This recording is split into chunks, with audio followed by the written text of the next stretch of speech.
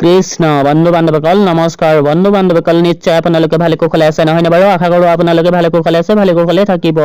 বন্ধু বান্ধৱসকল আজি মই লৈ আছোঁ ভাৰতৰ টপ 10 জেনেৰেল নলেজৰ কিছুমান প্ৰশ্ন উত্তৰ। বলক আজি ভিডিঅ'টি আৰম্ভ কৰোঁ। আজি প্ৰশ্ন নং 1 হৈছে কোন চনৰ পৰা অসমত মাটিৰ ম্যাদী পাট্টা আৰম্ভ কৰা হৈছিল? ইয়াৰ শুদ্ধ উত্তৰ হৈছে উত্তৰ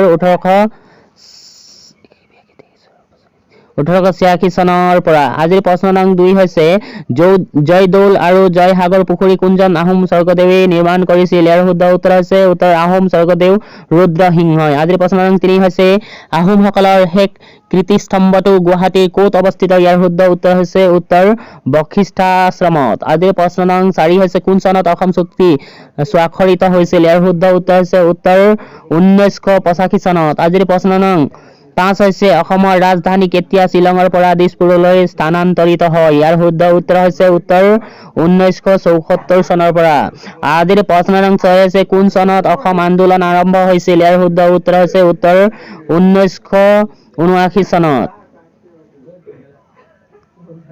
আজিৰ প্ৰশ্ন নং 7 হৈছে অসমত কেতিয়া ভাষা আন্দোলন আৰম্ভ হৈছিল? ইয়াৰ শুদ্ধ উত্তৰ হৈছে উত্তৰ 1960 চনত।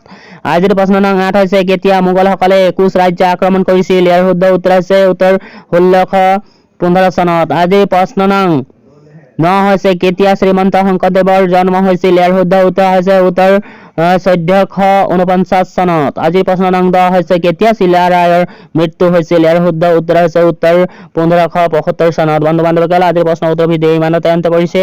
আশা কৰোঁ ভিডিঅ'টি যদিহে আপোনালোকক ভাল লাগে পচন্দ আহে তেতিয়াহ'লে যিমান পাৰে ভিডিঅ'টি লাইক কৰি দিব, শ্বেয়াৰ কৰি দিব আৰু যদিহে মোৰ চেনেলৰ আপুনি নতুনকৈ আহিছে তেতিয়া মোৰ চেনেলটো ছাবস্ক্ৰাইব কৰি থৈ দিব বুলি আশা ৰাখিলোঁ। ধন্যবাদ বন্ধু বান্ধৱসকল। জয় অসম, জয় ভাৰত, বন্দে মাতৰম।